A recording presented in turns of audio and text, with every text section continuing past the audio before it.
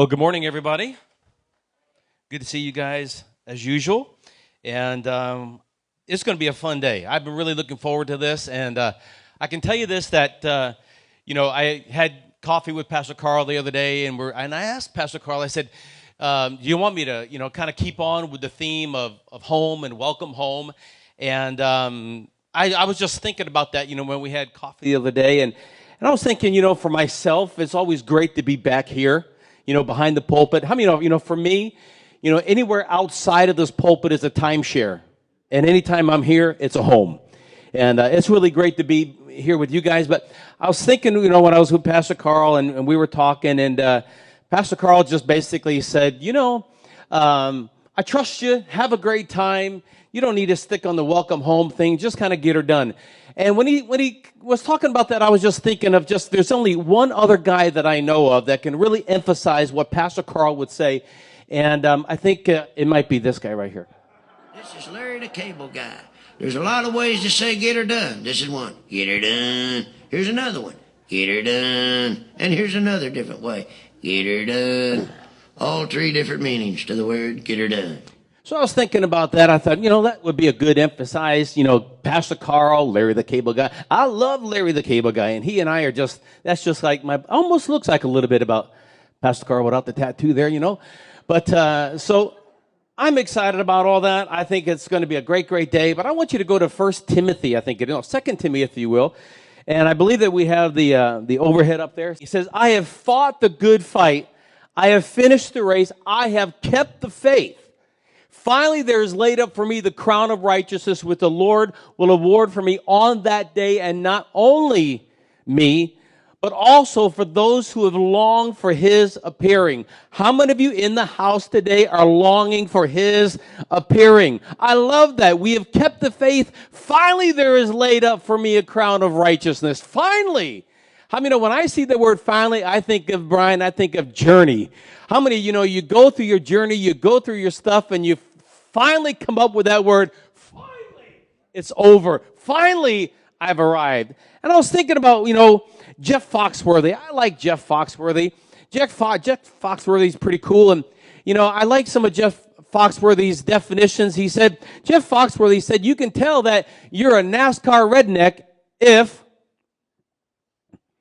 your first buck you ever shot was on a sign. He says you can tell that you're a NASCAR redneck if you've ever run a business from a payphone. And I love NASCAR. Matter of fact, I was looking up some things the other day, and this is really kind of cool. He says you can tell that you're a NASCAR redneck when your favorite NASCAR souvenir was a direct result of crash in turn 3. You can tell that you're a NASCAR redneck when you can remember every NASCAR driver and their car number, but you can't remember how old your children are. Come on. You can tell that you're a NASCAR redneck. No, sorry, got that label here. You can tell that you're a NASCAR redneck when your pet nickname for your wife is Lugnut. Okay. You can tell that you're a NASCAR redneck when you can change a tire faster than you can change a diaper. Or you've spent more time on top of a Winnebago than in one. Yeah. And you think that the last 4 words of the national anthem are, gentlemen, start your engines. That's good. Kevin likes that. You can tell that you're a NASCAR redneck when you pull into the gas station behind someone else just to see if you can beat them out. This, of course, would require that your wife would need to clean the windshield and that your son to check the tires. And the last one, and my favorite one, is this. You can tell if you're a NASCAR redneck if someone asks the time at church and your answer is, and half an hour past the race time. Well, that's how you can tell that you're a NASCAR redneck. But I've got a little clip that I wanted to show you because this whole theme has to do with NASCAR. It has everything to do with finishing the race, and I think we have a little clip here that'll kind of emphasize that a little bit more. Single file. Here they go. They got to go. They got to get Mark moving. They got to move him somehow. Gets back to that yellow line right around the bottom, all the way through turn 1 and 2. Mark Martin is driving the race of his life. And there's nobody that's better at holding people off at Daytona. Bush lagged back a little bit. Is he going to get help? Is he going to come? He's looking. He almost squeezed Harvick into the wall, and here comes Harvick, the 29, goes. Mark out loose. And Harvick's getting a run off turn 4. It's going to be a drag race all the way back to the start-finish line. No caution. They're side by side, right to the line. Dog crash. Here they come. Checkered flag. Kevin Harvick wins at a 500. We got one car on his roof coming across the start-finish line. Still wrecking. They're wrecking everywhere. Boyer's on fire. Jeff Gordon's wrecked. And they're still wrecking. Montoya, Stremme, Kenseth, Biffle, Marlin, Carl Edwards, Casey Mears all crashed on the final lap. Look at this finish. And it's a drag race to the line, and we've seen Harvick do that before. Yes, we have. You could see Harvick trying to Look how close that is. That momentum on him. Little side draft. Get a little side draft and try to pull ahead. Wow. Now, unofficially, All right, that's good. Not so bad, even though that was the second video, not the first one, but it's a good look. Oh, poor Kevin Harvick.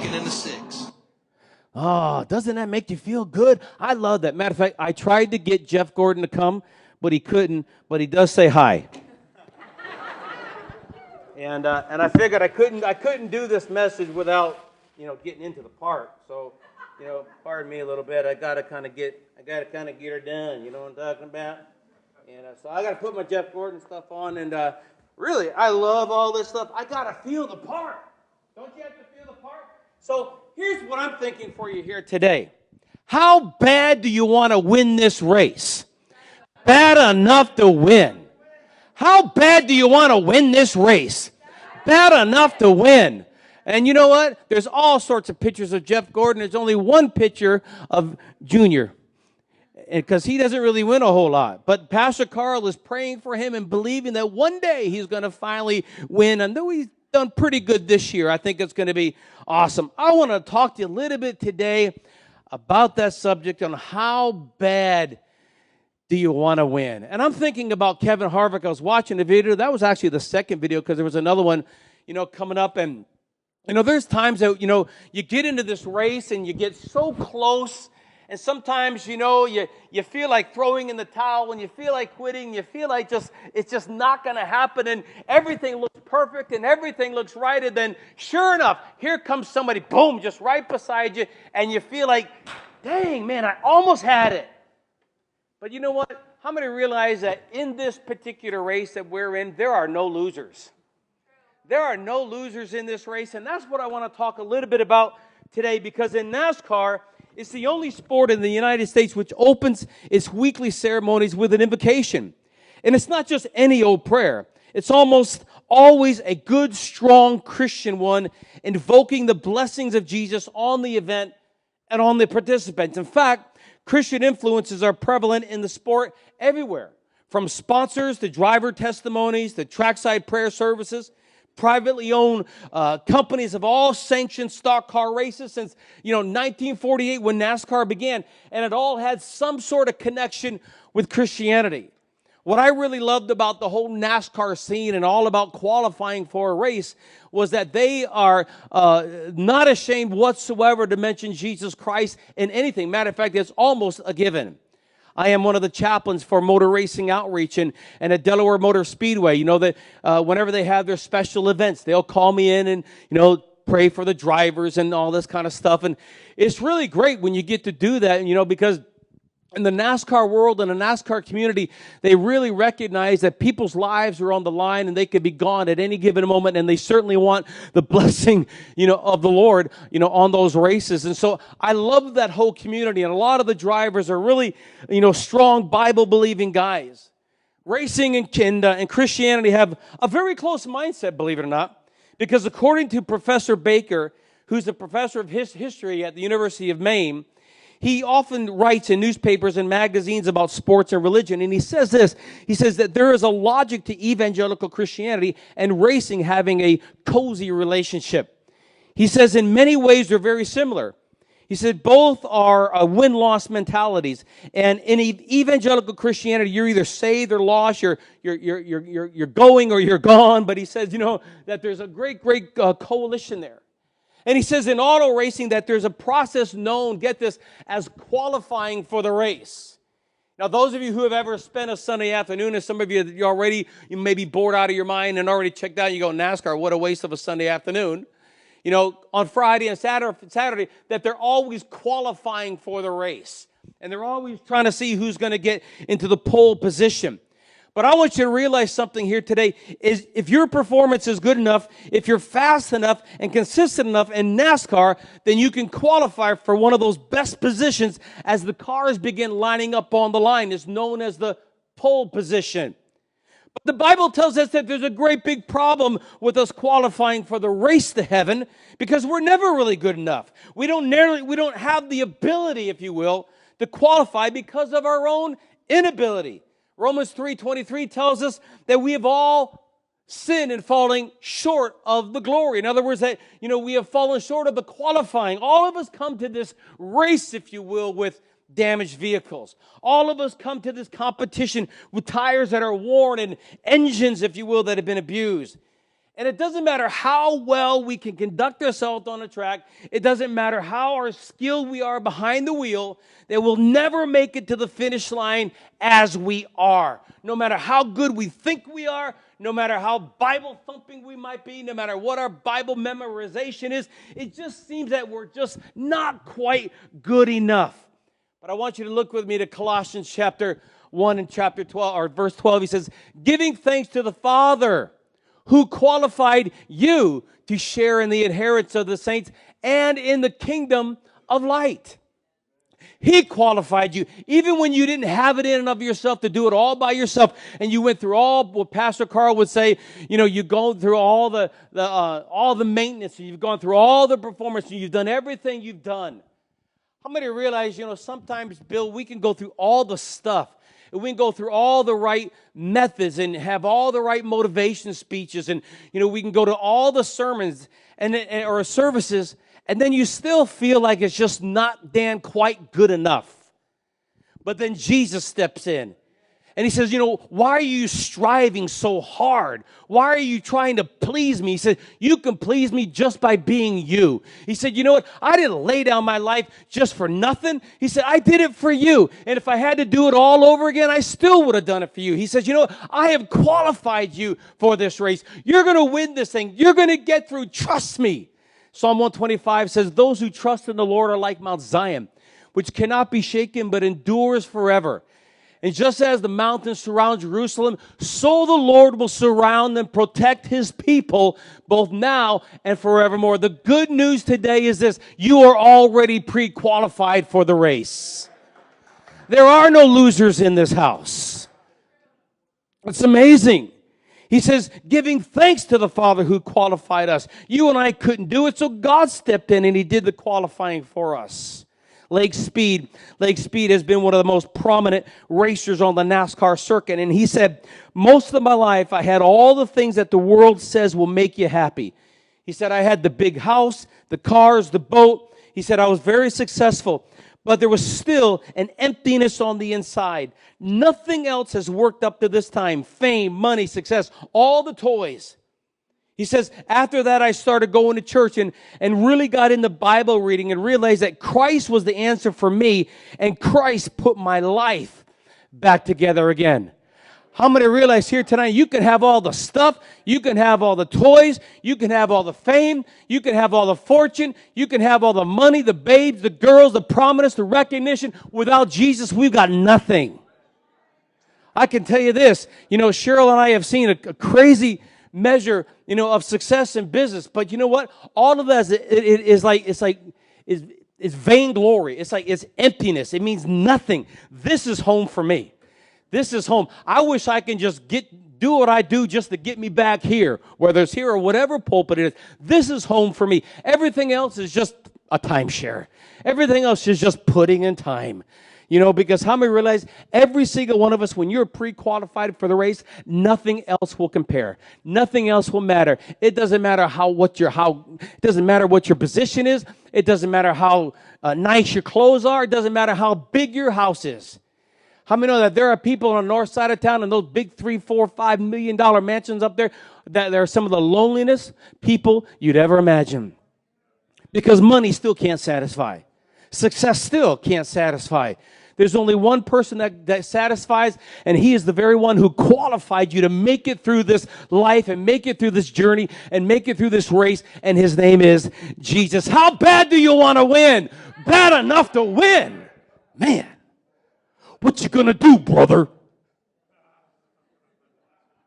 Hebrews chapter 12, I love it. This scene is there in Hebrews chapter 12, and it really says that therefore we also, since we're surrounded by such a great cloud of witnesses, he said, let us lay aside every weight and the sin that so easily entangles us or ensnares us, and let us run with endurance the race that is set before us, looking unto Jesus, the author and the finisher of our faith, for the joy that was set before him, he endured the cross, despising the shame, and sat down at the right hand of the Father. In verse 3 of chapter 12, he says, for consider him who endured such hostility from sinners against himself, lest you become weary and discouraged in your souls. I love this thing in Hebrews chapter 12 because it talks about this heavenly arena, which is filled with all of those who have gone before us. The question is, are they witnesses in the sense that they are watching B'nai and cheering for the contestants, or are they witnesses in the sense that they have left examples for us to follow? I kind of tend to think that it's both. That they've left examples for us to follow, and they're still watching. They're like the people in the stands in the NASCAR. They're watching everything that's going on, and you're rooting for your favorite driver, and you're rooting for your favorite team. And I get excited when I see, Micah, and he's playing football, and he's enduring, and he's training, and there's nothing that satisfies that kid more than wearing purple. He bleeds purple. It's like the Junior Mustangs, and he wants to go for UWO and all this kind of stuff. And, there's this endurance, and he's practicing, and he's training, and he's getting ready. And, for him, it's not a matter if he just wins all the time. He just wants to be part of the team. How many know the exciting thing is that we're all part of the team? It doesn't matter what your religious title and your tag are. We're all winners in Christ Jesus. There are no losers in his presence. There are no fakes. There is no people that are just not going to, just not measure up. Jesus looks at you and he says, I don't care if you're thin, you're fat, or you're skinny, or you're green, or you can't fit into a washing machine. He said, you're still amazing in my sight. He loves everybody. I'm telling you, it's awesome. We look in Hebrews chapter 12 and we think for a moment, who was there? Well, Abel was there. Abel is there, having offered a better sacrifice, a sacrifice offered with an attitude of faith. Abraham is there, who was a man who was willing to leave the land of his fathers and follow God's command to go to a country that he had never even seen before. Enoch is there, a man not known for his impressive accomplishments, but rather for his walk with God. Noah was there. This is fun. The man who trusted God enough to withstand the ridicule of his neighbors and obeyed God's command to spend 120 years building a boat in preparation for something that they'd never even seen before, rain and floods. How many know that would have given just a little bit of criticism in Noah's, hey, what are you doing? Building a boat. What's a boat? I don't know. God told me. How many know most people outside the church world don't understand the phrase, God told me? But when God speaks to you, the very one who qualifies for you for the prize, and he begins to speak to you, nothing changes the fact of his presence. You know what? We need to passionately pursue his presence. And for those of you who passionately pursue his presence, you know his voice. Why? Because the word says, my sheep hear my voice. And if you haven't heard his voice lately, then maybe the next question is, are you one of his sheep? Here's the answer to that. Yes. You just need to clean out your ears. You just need to clean out your ears. Because there's all kind of things getting inside your ear that's going to prevent you from hearing Daddy's voice. NASCAR, get her done. Get her done. Get her done. How bad do you want to win? Bad enough to win. You see, our citizenship in heaven is settled the very moment that we accept Jesus Christ as our Savior. You know what? All of the striving is done at that point. It's like, it's over. You know what? There's nothing more liberating. There's nothing more freeing. There's nothing more going, wow. It's like the weight is lifted. Because when you finally get into his presence and you finally realize that Jesus is more than just a curse word. He's more than a piece of jewelry you hang around your neck. He's more than what would Jesus do. That he really is a friend that sticks closer than a brother. And maybe you have a brother that's not really a good friend, but you realize that he is a friend that sticks closer than a brother. You realize that he is the mother that you don't have. He is the father that you lost. He is your employer that maybe your earthly one might have fired you. He is the one that fills every empty gap that you can ever imagine. Why? Because he pre-qualified you for this race. He said, you know what? I love you just because. Just because. Get her done. I love it. 1 Corinthians chapter 9 says, know ye not that they which run in a race run all, but only one receives the prize. So run that you may obtain. The word run in the Greek word is trecho, and it means to run and indicates a constant and continuous race. But then the very next verse, Paul says this in 25. He says, and every man that strives for the mastery is temperate in all things. Now they do it to obtain a corruptible crown, but we do it to obtain a incorruptible crown. Because what is he talking about here?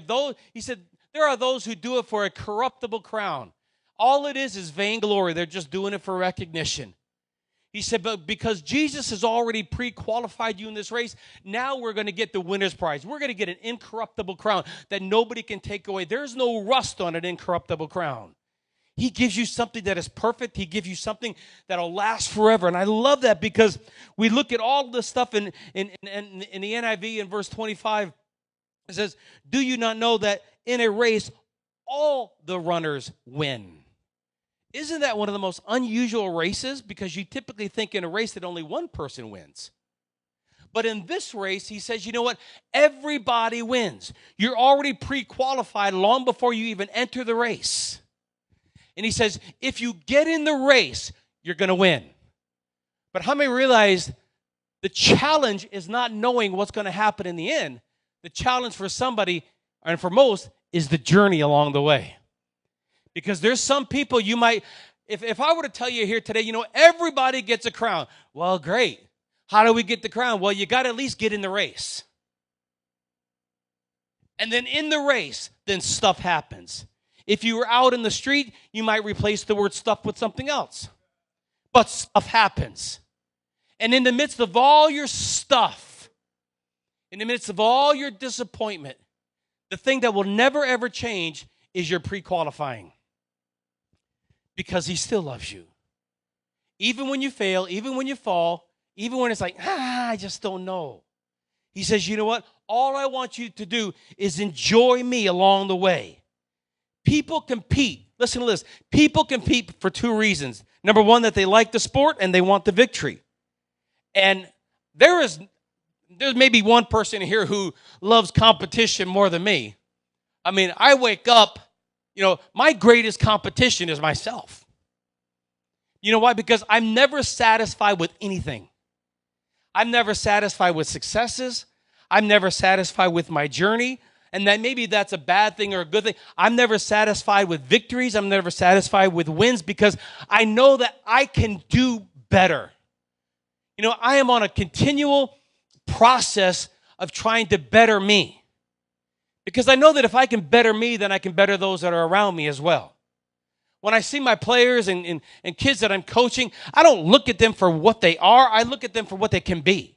How many know a good coach and a good pastor is not those who just look at somebody and go, okay.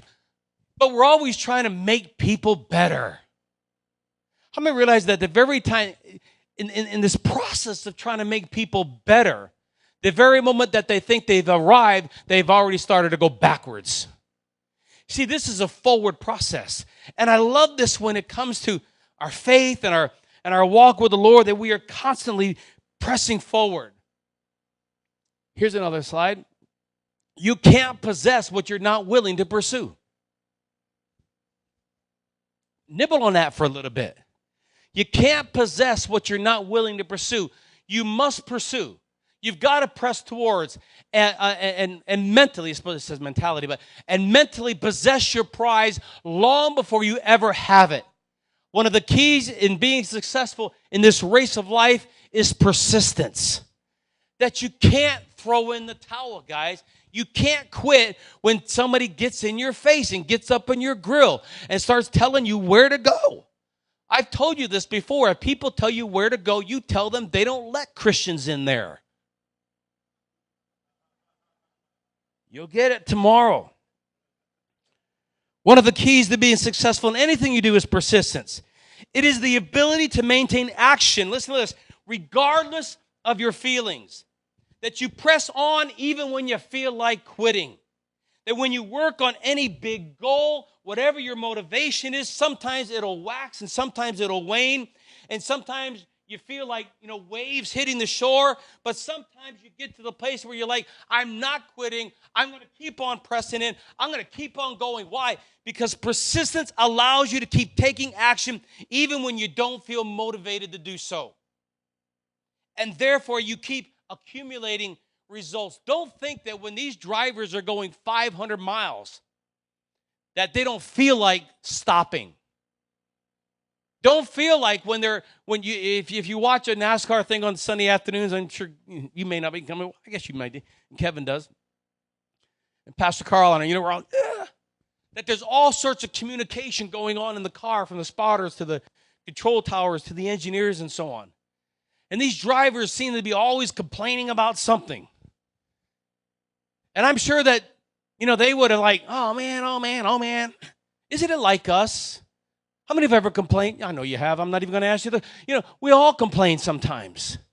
But thank God for a spotter. Thank God for a control tower. Thank God for an engineer. He's like, hey, just get her done. You can come in for a rest, but just get her done. There's times it's like, holy cow, I don't understand life. And sometimes you never will. But the fact is, just stay in your car. Trust your leadership. Trust your pastor. They've all pre-qualified. Jesus is already pre-qualified. You're going to get through. Don't worry about your flat tires. Don't worry about that it's too hot in your car. Don't worry about that the air conditioning ain't working and maybe the battery's not working. You're going to get through this thing. It's not all that bad. Sometimes we make a mountain out of a molehill, man.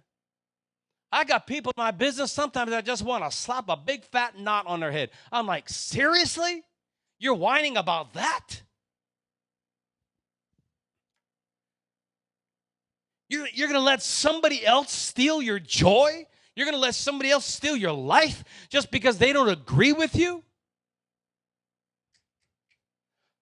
How many have ever had somebody not agree with you? And then what happens? You're like, they don't agree with me. Oh, and this whole anxiety comes over you. And you start worrying. Trust me, I've gone through that. And she's smiling because she knows.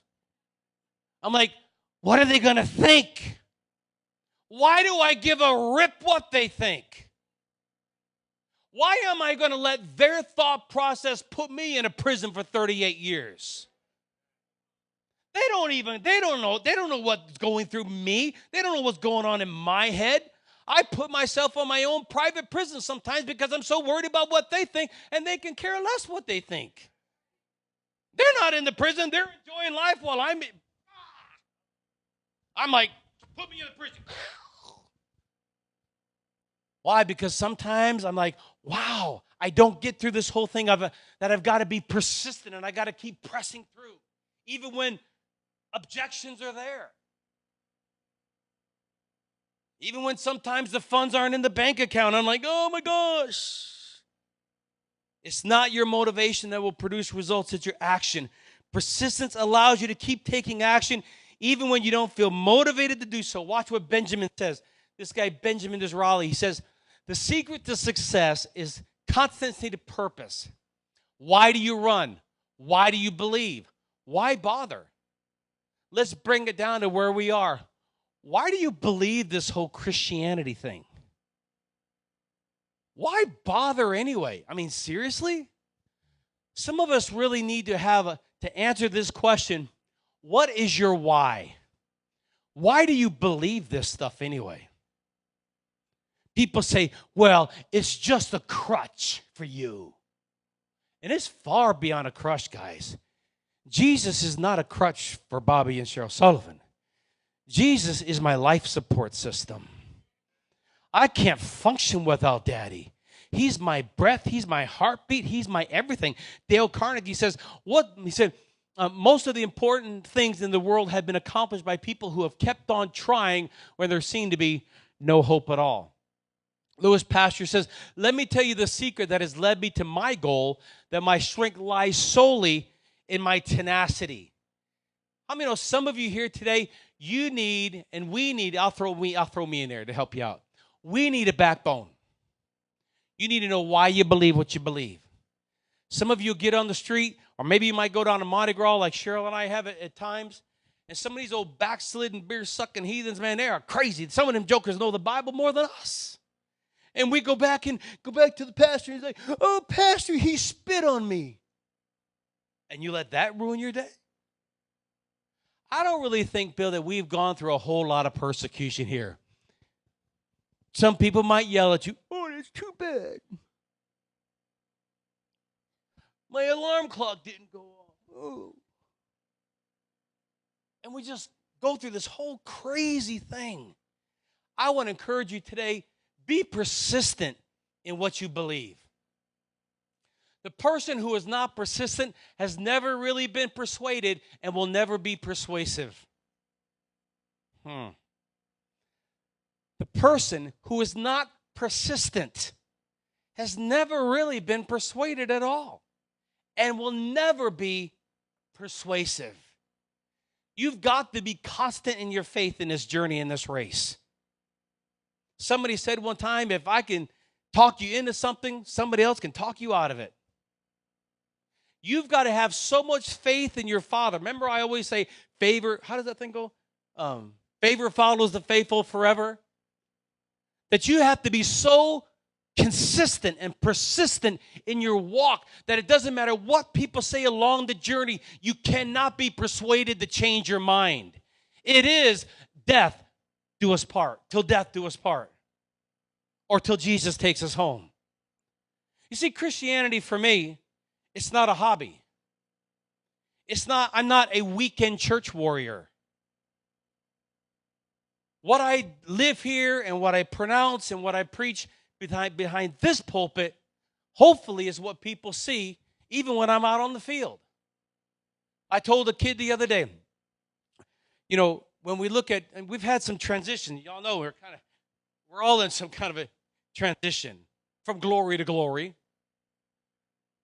And when we think about ministry, sometimes we're bound to this and we think that we can't do ministry outside of this. As awesome as this is. But some of the greatest ministry that we're finding is when I'm out on the football field. And there's this big, strong, strapping linebacker kid that played for Northern High School in Sarnia, and now he signed with Western Mustangs. And I told him something last year that I thought he might have forgotten, because sometimes linebackers aren't the sharpest tool in the box. And I told him this. I said, I won't give you his name, but I said, names will be forgotten, stats will be broken, but legacies live forever. Because sometimes we always strive to have that great statistic, and we want our name on the UWO, wall of champions. But I said the greatest thing that you can leave is not your stats and not your name, but a legacy. And I spoke to him a few weeks ago, and I said, hey, do you remember what I said? He said, yeah, names will be forgotten, stats will be broken, but legacies live forever. And I saw him last week on the field, and I went to go shake his hand, and he said, you're not shaking my hand, coach. And he gave me this great big, the kid's like, got legs, And he gave me this great big hug in front of all his players. I thought, wow, that's kind of cool. And his dad came up and he said this. He said, you know what? He said, I'm not here to try to pump you up.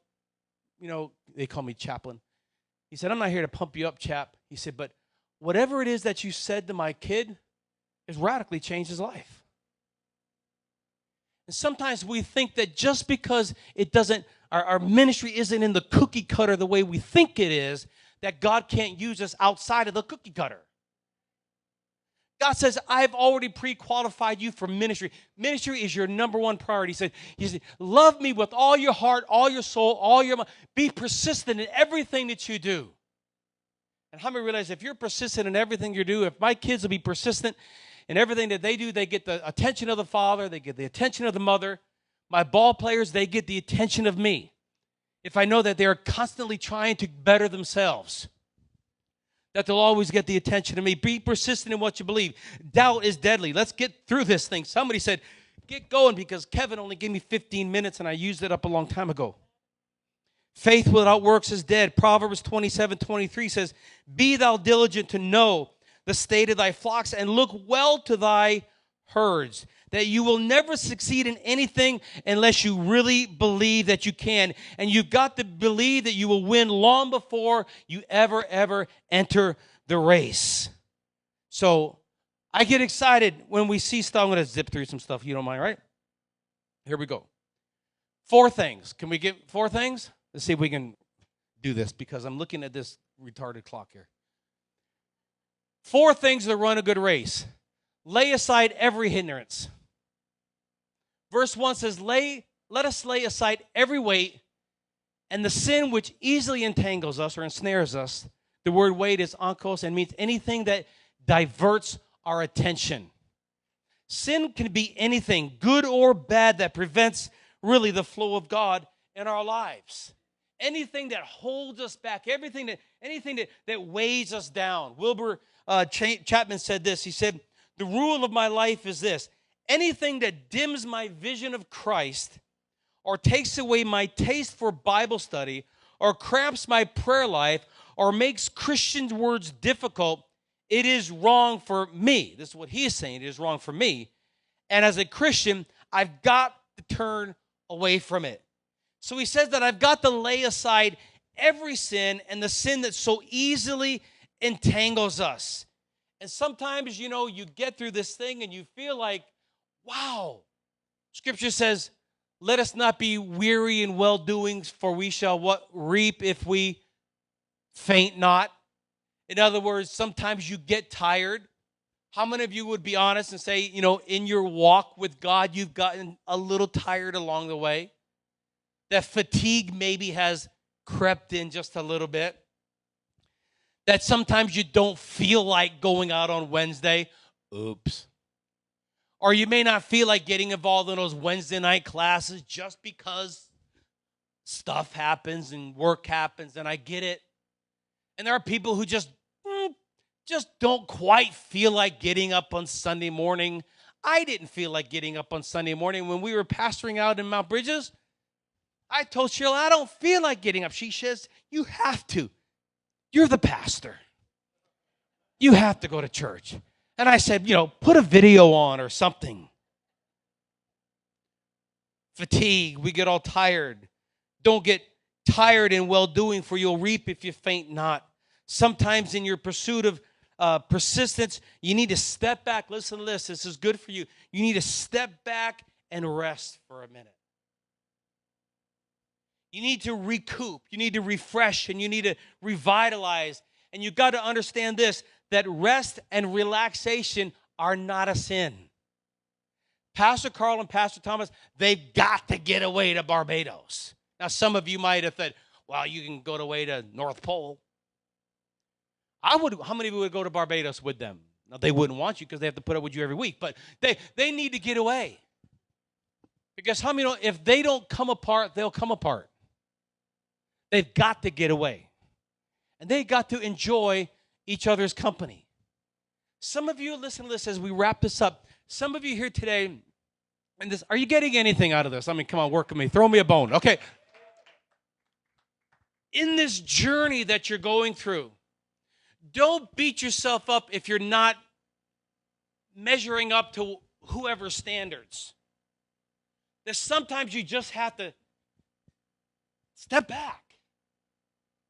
I remember one time, Cheryl and I went on a cruise, and this will sound weird. This will sound really weird. Matter of fact, it probably sounds so weird, I'll hear about it later on. We went on a 7-day cruise, and I said this, And this is going all over the planet. So I'm like, oh, I don't know if I want to go down this road. But anyway, we're here. I said this. I said, I get on the cruise. I said, God, I'll talk to you in 7 days. He said, have a good week. How many know you have an incredible amount of trust with your daddy when he says, you know what, Bobby, I'll be here after the 7 days. I know you're not leaving.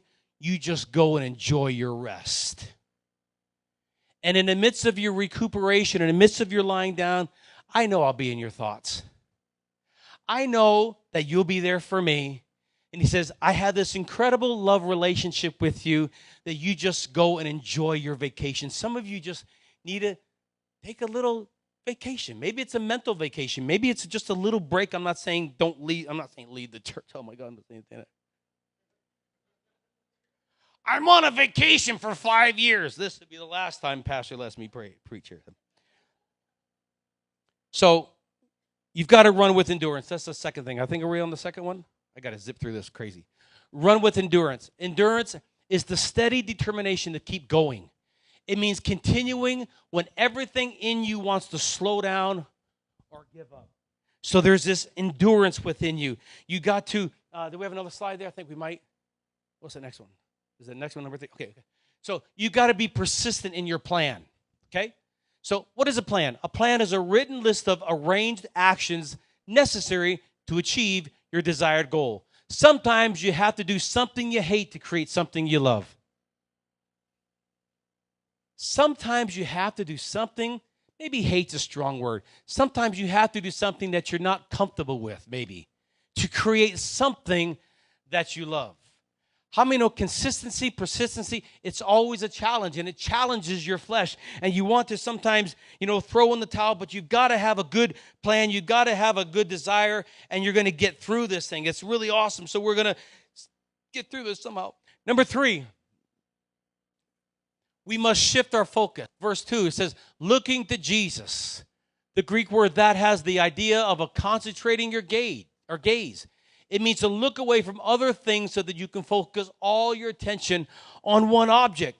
That we shift our focus. And I love that thing because we shift our focus on the Lord. I love what Carly was saying in the prayer time. In 5 minutes, I'll be done. In the prayer time, she was saying, that there was just a moment, I think it was, where she broke down. How many of the goodness of the Lord can break you down so easy? And it's not a bad breakdown. But how many have ever, where's Jeff? How many have ever just thought sometimes, and you just think all of a sudden on the goodness of the Lord, and then you lose it. You're crying, you're weeping, and you're just a spiritual, emotional basket case sometimes. But I was thinking about that last night. I was laying on the couch in our prayer time, and I just thought about just the goodness of the Lord. And I just lost it. I was like, I don't get it. I would much rather be soft and pliable and broken than hard and cold-hearted any day. Because I'm persistent in this journey. I'm constant in my goals. There's no shame in my game. There's no quitting. There's no throwing in the towel. There's an endurance that's on the inside of me. And verse 3 says, for consider him who endured such hostility from sinners against himself, lest you become weary and discouraged in your own souls. Don't throw in the towel. Don't give up. Let me end with this. Dale Earnhardt Sr. said, the winner, this is good Southern talk. What do you think, Jeff? Okay, that's good. Jeff's still saying hi. Everybody say hi. You can tell you're... No, okay. Wait, I didn't get this thing. Go back to him. The late, great Dale Earnhardt Sr. said, the winner ain't the one with the fastest car. It's the one who refuses to lose. Get her done. And then my buddy over here, Jeff Gordon, says, I don't feel I'm a step above anyone on this team. I'm just another link in the chain. Do we have another one? I think maybe. So the question is, how bad do you want to win this race? Bad enough to win it. So I've just got 3 things to say to you, really. I don't know if we have her here. My buddy. This is Larry the Cable Guy. There's a lot of ways to say get her done. This is one. Get her done. Here's another one. Get her done. And here's another different way. Get her done. All three different meanings to the word get her done. So I just want to encourage everybody here today, just get her done. Anytime you can do it, get her done, get her done, get her done, and have fun along the way. All right, y'all get something out of that? Just a little bit. Sorry I had to rush through it, but, you know, there's notes that'll be available on the website. So let's all stand. Father, I thank you, Lord Jesus, for today. God, I'm so honored to be the guest, if you will, behind this incredible pulpit. This is home. It's not a timeshare. It's a home for me. Father, you are the ultimate. I keep thinking wrestling sometimes. You're the ultimate warrior. You're the ultimate champion. You are the driver of all time. God, there is no second for you. We are all first place. We are all winners in this race, and you've pre-qualified us to be in this race. And we all win at the end. But sometimes we feel like we can't make it to the end. Sometimes we feel like we have a blown tire and a blown engine, and sometimes there is some shame in our game and some quit in our step. There is some times that we just don't understand the way things happen. But we don't quit. We don't give up. I pray, Father, today that you would speak to those in our house who are a little discouraged today. And this may have been one of the goofiest messages that they've ever seen, and maybe next week we'll get back to something, real.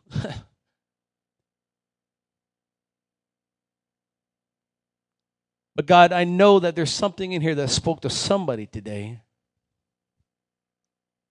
And I pray, Father, today that you wrap your arms around these individuals, all of us. And God, that you whisper inside every one of our ears here today how massively important we are to you and how much you really love us. I'm going to ask the ministry team to come forward, if you will. And those on the worship team, you may be here today. Well, here's a good question. If you just heard what I said, you are here today. That's kind of dumb, isn't it? What do you think, Joe? Okay. I want you to take your neighbor by the hand, if you will, and I'm going to ask that you just not leave for a second. Sue, you did a great job trying to catch up with me and all this stuff. It's crazy. I want you to take your neighbor by the hand, if you will, and I'm going to have you ask your neighbor a very important question. It's a question that we have literally asked thousands of people over the 30 years of ministry, but I know it's going to be one that's going to be direct and pivoted and pointed and somewhat direct, but it's going to be the best question that somebody has ever asked you in your life. The question is not going to be, how bad do you want to win? Because there are no losers in this house. Somebody said one time, winners never quit and quitters never win. You might feel like you're a zero in this house. But if you attach yourself to Jesus, who is number one, that makes you a perfect 10. And you may be here saying, you know what, I don't feel like a perfect 10. Sometimes I feel like a 3 or a 4 or a 0. Sometimes I don't even feel like getting in the stinking car, man. I don't even feel like putting on this jersey. I don't even feel like going to church. Jesus, I don't even know if you're real, but you've got to be more real than a curse word. How come people don't say, oh, I can't say that. How come people don't say, oh, Buddha blanket? You know what I mean? Oh, Confucius. Because the devil is going to do everything he can to distort and delete the name Jesus and break down that name Jesus to a curse word. There is no other name on earth whereby men and women will be saved except the name of Jesus. God's last name isn't damn it, that's for sure. If you're here today and say, I don't know him like you've been talking about, but I really want to. On the count of 3, I'm going to ask your neighbor to ask you this question. Are you absolutely sure your life is right with God? And if that person says, in all of their honesty, no, my life isn't, but I want it to be, then I'm going to ask the one who asked the question and the one on the receiving end, I want you just to step forward. You say, why do I have to make such a big deal about stepping forward? Because this is the very first public step for you. And this is a safe house. This isn't a jailhouse. This is a safe house. And then I'm going to have you come to Bill and Jeff and Sandra and the rest of the ministry team, and let us love on you. Let us pray with you, and let us walk you into this journey of faith for you. On the count of 3, I want you to ask your neighbor that question. If nobody asked you, then just ask yourself, and you can respond accordingly, okay? On the count of 3, are you absolutely sure your life is right with God? You ready? 1, 2, 3, ask.